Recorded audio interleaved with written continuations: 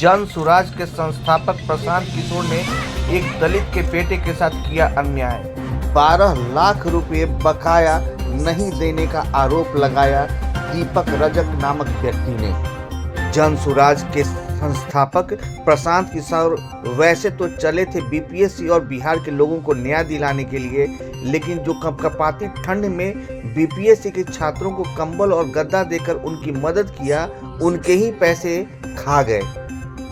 आपको बता दें कि प्रशांत किशोर बीपीएससी छात्रों की न्याय दिलाने के लिए पटना के गांधी मैदान में गांधी मूर्ति के समीप आमरण अनशन पर बैठे थे, जिसमें उन्होंने टेंट वाले का सामान किराए पर लिया था।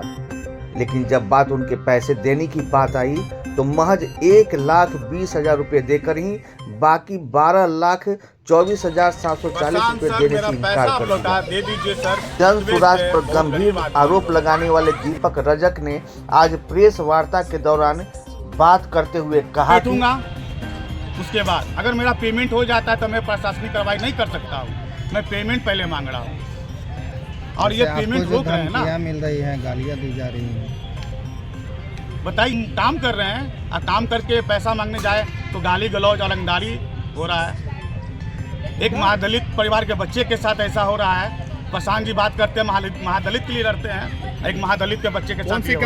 आपसे हाथ जोड़ के निवेदन है कि हमारा जो बिल बनता है आप हमको दिलवा दें। एक महादलित परिवार का बच्चे का आपका बहुत बड़ा उपकार रहेगा। हम अनशन पे जाएंगे अपने पूरे परिवार के साथ। इनका जब 2 तारीख को जन सुराज की स्थापना थी तो 1 तारीख के रात में मैं इनके कार्यकर्ताओं को 20,000 से ऊपर का पानी पिलाया हूँ अपने पैसे से, जो कोई चार्ज इनसे हम नहीं लिए। तो पहले बहुत उम्मीद थी, अब सारी उम्मीद टूट गई। हमने सोचा था बिहार में नेक्स्ट सीएम एक अच्छा होगा, लेकिन नहीं लगता है। हमारे नीतीश कुमार ही ठीक है। क्या मामला आपके साथ हुआ? मामला है कि मेरा पेमेंट नहीं दिया जा रहा है।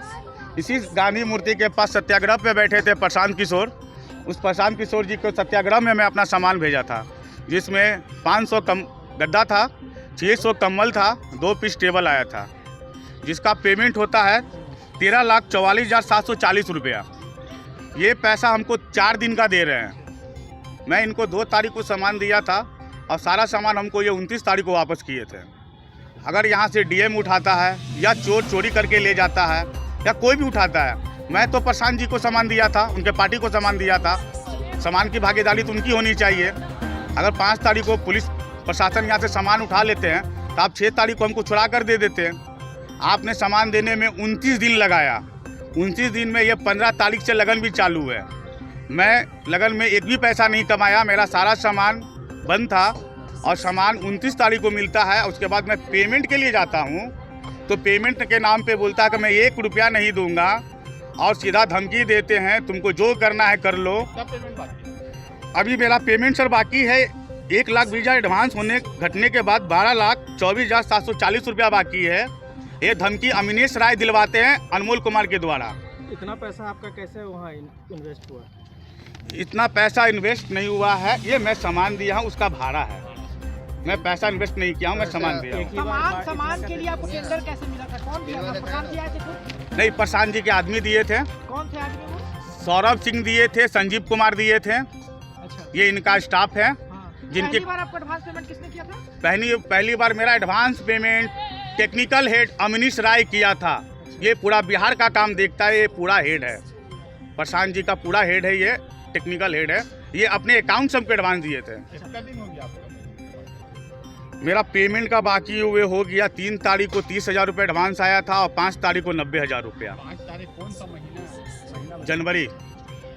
3 जनवरी को 30,000 आया था और 5 जनवरी को 90,000 आया था। और अब आप पैसा किससे मांग रहे हैं और समस्या क्या हो रहा है ये बताइए। पैसा मांगने में ऑफिस गया। ऑफिस वाले बोले कि आपको डेली का पेमेंट मिलेगा।